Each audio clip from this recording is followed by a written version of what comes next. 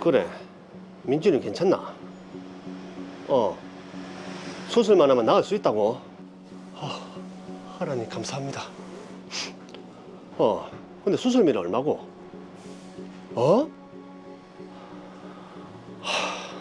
뭐 어떻게든 마련해 봐야지. 가게를 정리 하나 안 있어도 우리 민지부터 살리고 봐야지. 그래, 알겠다. 이따가 밤에 보자.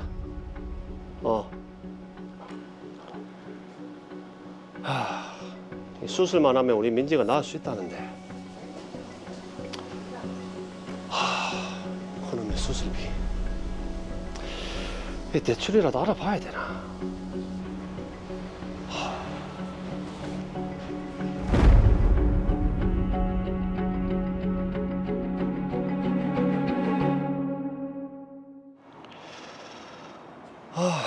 이 가게 때문에 이거저거 다 끌어다 썼더니 통장이 텅장이 됐네. 그래도 우리 딸 살리려면은 대출이라도 알아봐야겠지. 보자. 신속 대출이 가능하다고? 연락 한번 해보자.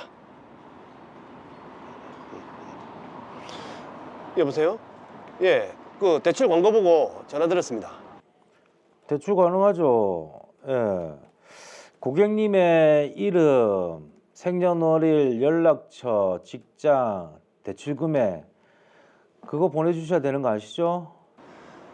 저 근데 제가 그 개인 대출이 한 5천만 원 정도 있는데. 그러면은 신용 대출은 어려울 것 같고 작업 대출로 진행하시면 대출 가능할 것 같습니다.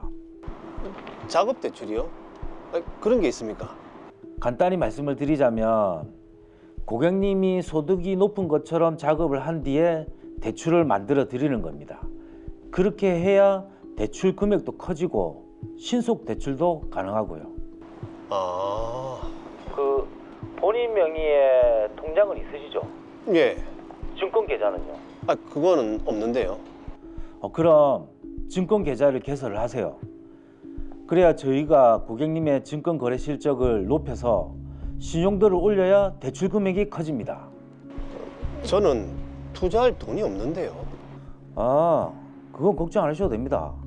고객님 돈으로 하는 게 아니라 저희가 지원 자금으로 계좌 이체 내역을 만들어 드리는 겁니다.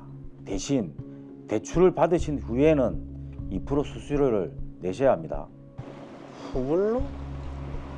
그러면 저는 뭐부터 하면 되나요? 휴대폰으로 지원 자금 신청서 보내드릴 테니까 작성하시고 신분증 사진이랑 본인 명의의 계좌 사본 보내주시면 됩니다. 그러면 대출은 얼마 정도 나올까요? 이렇게 하시면 한 7천만 원은 가능하겠네요. 7천만 원이요? 네, 알겠습니다. 서류 바로 보내드릴게요. 됐다. 이 돈만 대출되면은 우리 민지 살릴 수 있다. 아싸. 보자. 작성하고. 지금부터 연락은 메시지로만 하겠습니다. 계좌 개설은 확인했습니다. 이제 정상 입금을 확인하겠습니다. 먼저 로이어은행 계좌에서 증권 계좌로 1만 원을 이체하신 뒤 캡처본 보내주세요. 그리고 캡처본.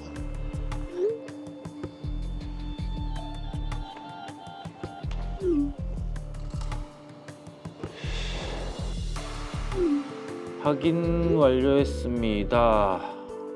지금 순서를 꼭 기억하세요. 로이어은행 증권계좌 로지은행. 네, 대출은 언제쯤 될까요?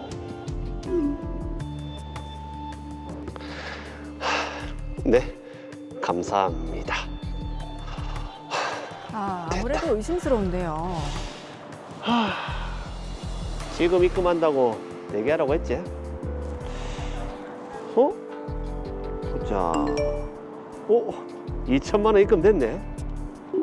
응? 증권 계좌로 바로 입금하라고. 알았어.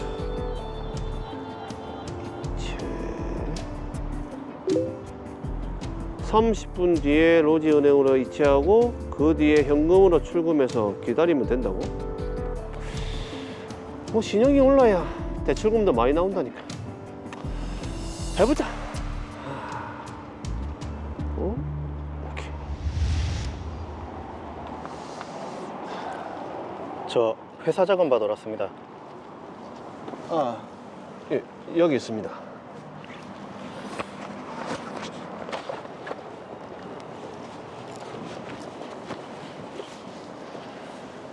이제 내가 할 일은 다 끝난 거겠지. 그나저나 이 대출금은 언제 들어올려나?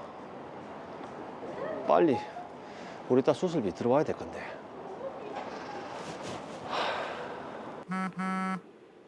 뭐고? 전자금융 사기 예방건으로 임시 조치가 됐다고? 예. 갑자기 이건 뭐죠? 이런 경우는 발생한 적이 없었는데요. 아무런 거래도 없이 큰 돈이 들어왔다 나갔다고 하는 게 의심스러워서 그 48시간 이후에 해지가 된다고 하더라고요. 정확하게 언제 되는지 한 번 더 확인해 주시고요. 지금 로이어은행으로 송금할 테니까 로지은행으로 송금한 뒤에 현금으로 전달해 주시기 바랍니다. 아니 저 꼭 현금으로 드려야 됩니까? 그 계좌로 송금해 드리면 안 됩니까? 제가 지금 병원이라서요. 절대 안 됩니다. 회사 자금을 이체하는 거라서 저희 직원이 직접 회수해야 됩니다. 만약 회수가 안 되면 정우현 씨 통장이 지급 정지가 돼서 계좌를 못 쓸 수도 있어요. 아이고, 알겠습니다. 제가 현금으로 꼭 준비해 두겠습니다.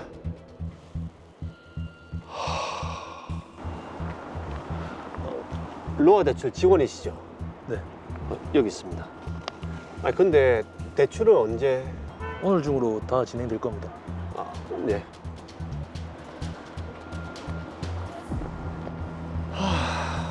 오늘 중으로 돈이 입금돼야지 우리 딸이 수술할 수 있겠네. 안 되겠다. 전화해보자. 고객이 전화를 받지 않아 삐 소리. 응? 뭐지? 이상한데. 다시 해보자. 고객님의 전화기가 꺼져 있어 삐 소리 이후. 설마? 안 되겠다. 경찰서에 전화해야겠다. 여보세요. 경찰서죠? 제가 보이스 피싱에 연루된 것 같습니다. 네.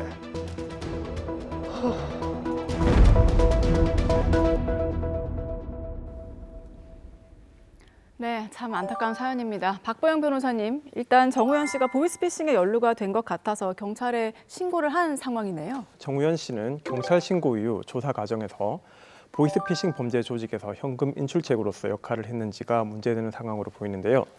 정우현 씨는 본인을 위해 작업 대출을 해준다는 로아 대출의 지시에 따라 증권 계좌 및 해외 투자 유치 기록을 만들어야 한다는 명목으로 우현 씨 명의 계좌로 송금된 돈을 우현 씨 명의의 다른 계좌로 이체한 후 출금하여 성명 불상자에게 전달한 사실이 있지만 위 계좌로 송금된 돈이 전자금융 사기로 인한 피해금이라거나 우현 씨가 전자금융 사기 범행의 일부를 실행한다는 인식이 없었고 다른 조직원들과 공모한 바도 없다고 주장하고 있습니다. 저희가 보기에는 범행에 고의가 있었다고 보기에는 좀 어렵지 않을까. 그래서 지금 보이스피싱 현금 인출책으로는 볼 수 없을 것 같은데 어떻습니까? 네, 이 부분을 따져보려면 먼저 보이스피싱 범죄 조직에 대해 알아볼 필요가 있습니다. 네. 보이스피싱 범죄 조직은 중국 등 해외에서 국내에 있는 불특정 다수의 피해자들을 상대로 금융기관 등을 사칭하여 거짓말하면서 대포 통장으로 돈을 입금받아 그 피해금을 인출하거나 피해자들로부터 직접 현금을 수령하는 등의 방법으로 피해금을 편취하는 조직으로 조직 내부 간에 점조직 간의 유기적인 연락을 담당하는 총책,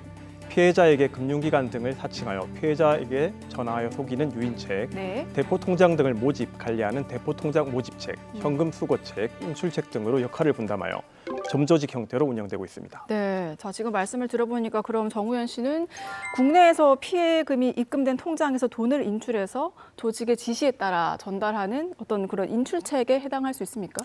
네, 인출체계 혐의가 인정될 수 있을 것 같은데요. 일반적으로 피해금은 대포 통장으로 입금되고 그 통장에서 인출하는 행위를 하는 조직원도 어느 정도 불법 자금액을 인식하고 행위하는 경우가 많은데 예. 이 사건에서 정우현 씨는 작업대출이라는 명목으로 대포 통장이 아니라 본인 명의로 로이어은행, 증권계좌, 로지은행 계좌를 이용했기 때문에 범죄 조직의 범행 수법이 발전된 형태로 볼 수 있습니다. 야, 이게 참 수법이 그야말로 계속해서 발전되고 있습니다. 네, 맞습니다. 지금 그러면 이 법원에서 이런 사건의 경우에 보통 공모관계를 인정을 하고 있나요? 어떻습니까? 네, 대법원에 따르면 2인 이상이 범죄에 공동 가공하는 공범 관계에 있어 공모는 순차적으로 또는 암묵적으로 상통하여 그 이사의 결합이 이루어지면 성립하고 그 기망 행위를 구체적으로 몰랐다고 하더라도 공모 관계를 부정할 수 없다고 보고요. 그리고 사물의 성질상 피고인의 범위 내지 공모 사실과 상당한 관련성이 있는 간접 사실 또는 정황 사실을 종합하여 그 범위나 공모 사실을 인정할 수 있다고 판시하고 있습니다. 자, 그런데 생각해보면 이 사건처럼 정말 돈이 절박한 사람들은 어쩔 수 없이 속아 넘어갈 수밖에 없을 것 같은데 자, 그럼 어떻습니까? 정우현 씨는 공범 관계가 인정이 됩니까? 네, 정우현 씨가 비록 전자금융 사기 범행의 구체적인 내용이나 방법 등을 모두 알지는 못했다고 하더라도 송금받은 돈이 전자금융 사기 범행의 피해금이라는 사실과 자신이 범행의 일부를 실행한다는 사실을 미필적으로라도 인식하면서 대출 실행이라는 자신의 이익을 위해 의심스러운 사정들을 외면 내지 용인한 채 실행 행위를 했다고 판단된 가능성이 커 보입니다. 네. 사실 뭐 제가 봐도 이 정우현 씨 같은 경우에는 이미 5천만 원의 신용 대출이 있다는 걸 본인이 알고 이제 더 이상 대출이 안 될 거라고 알고 있습니다. 네, 그래서 네. 이 작업 대출이라는 약간 뉘앙스도 별로 좋지 않은 그러니까 불법 행위를 어느 정도 용인하고 가담한 부분이 있을 것 같다라는 생각이 들어 좀 걸리는 게 있어요. 예, 예리한 지적이신데요. 앞서 말씀드린 것처럼 법원은 간접 사실 또는 정황 사실을 종합하여 범위나 공모 사실을 인정하는데 노화대출 담당자가 일면식도 없고 기존 채무가 많아 정상적인 금융기관에서 추가적인 대출 절차를 진행하기 힘든 정우현 씨에게 채권 회수 방법도 없고 어떠한 서류도 제공받은 것이 없이 선뜻 수천만 원 가량의 돈을 송금하는 위험을 감수하면서까지 네. 대출 절차를 진행한다는 것은 매우 이례적인 경우입니다. 자, 그런데 뭐 제가 보기에는 범인들과 어떻게 공모를 했다라고 보기보다는 그냥 시키는 대로 했다라고 보는 게 맞을 것 같은데 변호사님 보시기에는 어떻습니까? 네, 이 사건에서 정우현 씨가 제3자로부터 돈을 입금받은 후 증권 계좌에서 로지은행 계좌로 이체하던 과정에서 전자금융 사기 예방건으로 임시 조치가 되었습니다라는 경고 문구를 확인하게 되었고요. 실제 인출하기 전 48시간 동안 거래가 정지되기도 했는데 네. 그 과정에서 정우현 씨는 1년의 대출 절차를 의심하거나 각종 경로를 통해 위 대출 절차의 불법성에 관해 검토하거나 자문을 구한 시간적 여유가 충분했음에도 아무런 조치를 하지 않은 채 노화 대출 담당자의 말만 막연히 신뢰했다는 정우현 씨의 말은 신뢰하기 어렵다고 보입니다. 네. 그리고 또 제가 또 정우현 씨 사정을 좀 살펴보니까 불리한 정황이 또 나타났는데 그동안 가게를 운영하면서 사업자 대출이라든지 부동산 담보 대출을 받았거든요. 예. 그럼 일반적인 대출 절차라든지 자격이라는 이런 걸 알 수가 있거든요. 아, 그렇죠. 그런데도 불구하고 이런 대출에게 엮여 들어갔다는 게 이것도 역시 좀 약간 불리한 정황이 아닐까 하는데 어떻습니까? 네, 맞습니다. 정우현 씨의 사회 경험과 대출 경력을 고려할 때 금융기관 대출의 기본적인 자격과 절차를 어느 정도 숙지하고 있었고요. 노화 대출로부터 생소한 개념인 작업 대출에 관한 안내를 받은 후에 그 내용의 합법성이나 타당성에 대해 전혀 의심하지 않은 채 만연히 그 말을 믿고 후속 지시에 따랐으며 정우현 씨는 그 과정에서 노화 대출이 실제 존재하는 업체인지 사업자 등록은 되어 있는지 사업장 소재지는 어디 있는지에 관한 기본적인 것도 확인하지 않았습니다. 네. 그리고 직원이라는 신준기 씨와 수차례 연락을 하면서도 그분의 신분을 확인할 수 있는 어떠한 자료도 제공받지 않은 채 단지 SNS 메신저 메시지로 하고 보이스톡만 연결하는 등 아주 불리한 정황으로 보입니다. 자, 그럼 그런 모든 정황을 봤을 때 정우현 씨는 보이스피싱 사기로 형사처벌 될 수도 있겠네요. 보이스피싱 사기는 총책, 유인책, 대포통장 모집 및 전달책, 현금 인출책, 수거책, 전달책 등 사이에서 순차 공모의 형태로 범죄가 행하여지는 것이 일반적이므로 정우현 씨가 반드시 보이스피싱 사기 범행의 실체와 전모를 전체적으로 파악하고 있어야만 전기통신금융 사기가 가담하는 것으로 성립하는 건 아니고요. 불법적인 현금 인출 등 그 내용으로 하는 보이스피싱 범죄의 대략적인 모습이나 폐해 등이 널리 알려진 점 등을 종합하면 정우현 씨에게는 최소한 자신의 행동이 보이스피싱 범죄의 일부에 해당한다는 사실을 인식 또는 예견하였음에도 이를 용인하는 미필적 고의로 현금 인출책의 역할을 수행했다고 볼 가능성이 굉장히 높습니다. 네. 자, 그러면은 이제 어느 정도 처벌이 되겠습니까? 정우현 씨는 다른 범죄 전력이 없는 초범이었습니다. 그리고 실제 이 사건으로 얻은 이익도 전혀 없는 상태입니다. 그러나 전기통신피해한급법 제15조 2에 따라 법률상 처단형의 범위는 징역 1년 이상 30년 이하인데요. 검사는 여러 사정을 고려해서 3년 정도의 구형을 할 것으로 예상되고요. 법원에서는 피해자와의 합의 여부에 따라 합의가 되면 집행유예를, 공소 사실을 부인하고 무죄를 다투는 경우 위와 같은 이유로 유죄를 인정하면서 징역 1년 6개월에서 2년 정도의 실형을 선고할 것으로 예상됩니다. 네. 근데 이제 그 정우현 씨 입장에서 보면 내가 공모를 해서 피해자의 돈을 편취하려고 한 게 아니라 딸의 수술비를 대출을 받으려고 하다 보니까 네. 이런 범행에 연루가 됐다. 이건 내 뭐 전혀 공모라든 고의라든지 전혀 없다. 이렇게 주장을 해도 무죄 받을 가능성은 없습니까? 네, 앞에서 살펴본 간접 사실과 정황 사실을 종합하면 무죄를 받기는 매우 어려울 것 같습니다. 특히 이 사건과 같은 전기통신금융 사기 범행, 이른바 보이스피싱 범행은 불특정 다수의 피해자를 상대로 계획적, 조직적으로 이루어지는 범죄로서 방대한 피해를 지속적으로 양산하는 반면 그 피해자가 대부분 일반 서민들이고 적발이 어려워 피해 회복의 가능성이 희박하다는 점에서 사회적 해악이 매우 크고 전기통신금융 사기죄를 신설한 법의 취지 등에 비추어 정우현 씨가 범행을 주도하지 않았다고 하더라도 전기통신금융 사기 범행의 완성에 필수적인 현금 인출 행위를 수행한 것이기 때문에 유죄가 인정될 것으로 보입니다. 근데 저는 한 가지 궁금한 게 지금 본인이 범행에 연루되었음에도 불구하고 경찰에 직접 신고 전화를 했잖아요. 이런 부분들은 정상 참작되지 않습니까? 네, 참작이 될 것 같은데요. 예. 유죄가 인정되더라도 위와 같이 신고한 행위는 양형 판단에 있어 임의적 감경 사유인 자수에 해당할 수 있기 때문에 유리한 정상 참작 사유입니다. 그리고 정우현 씨는 확정적인 고의로 이 사건 보이스피싱 범행에 가담한 것은 아니고 경제적 이익을 얻은 바도 없기 때문에 이러한 사유를 주장한다면 감형 요소가 됩니다. 다만 전기통신금융사기죄 역시 재산범죄이므로 가장 중요한 양형 자유로는 피해자와의 합의임을 잊으시면 안 됩니다. 근데 보통 이런 사건들을 쭉 살펴보면 일반적으로 보이스피싱에서 끝난 것이 아니라 여기에서 제공되는 여러 가지 개인정보 때문에 또 다른 범죄 피해가 발생하는 경우가 많더라고요. 아, 그렇죠. 네, 실제로 그렇습니다. 이 사건처럼 대출 과정에서 필요하다며 정우현 씨의 이름, 생년월일, 연락처, 직장이나 대출 정보, 계좌 정보 및 신분증 사본 등을 보이스피싱 조직에 공개하게 되는데요. 그러한 정보를 가지고 범죄 조직은 대포 통장으로 이용하거나 대포폰을 새로 개설하는 등으로 정우현 씨가 알지도 못하는 사이에 추가적인 피해가 발생할 수도 있어 각별한 주의가 필요합니다. 자, 저도 요즘 휴대폰 이제 메시지를 보면 참 이상한 링크가 많이 오기도 하고 해외에서 결제가 되었다면서 이렇게 링크가 오기도 하거든요. 그럴 경우에는 이제 카드사 앱을 먼저 열어서 결제가 되었는지 확인을 하곤 하는데 그렇군요. 예, 보이스피싱이 정말 언제 어디에서 우리를 공격할지 모르기 때문에 조심하는 것 밖에는 그죠? 방법이 없을 것 같습니다. 저는 모르는 번호에서 오는 문자는 전부 그냥 삭제해버립니다.